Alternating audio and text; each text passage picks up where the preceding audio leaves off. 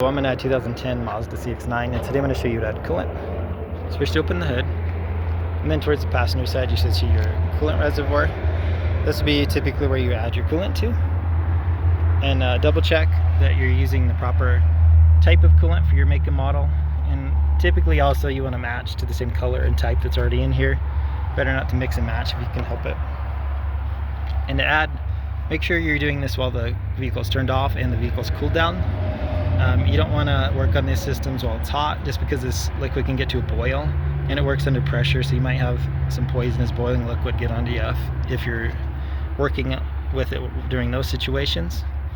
But right now, when you're ready to add, you'll just push down with a little bit of pressure, twist about twice. This pulls right off. And then from here with the funnel or straight from your diluted coolant jug, just fill as needed till you get to around this full mark. There is supposed to be some air gaps, so don't fill all the way to the top. And that's your full, not your low. Once you get around to that max, then you can screw this back on nice and tight. Make sure it is tight though, since this is a pressurized system. You don't want it spewing around while you're driving. Once you've done all that, at this point I would probably start the vehicle for a few minutes to run that new coolant through the system. So then you can check around your engine bay, around the radiator, around this reservoir. See if you see any liquid start to puddle anywhere around the vehicle or under the vehicle. If you do see liquid forming, a way to tell that apart from water condensation is it should have a slight coloration to it. For coolant, it should have a slight sweetness smell.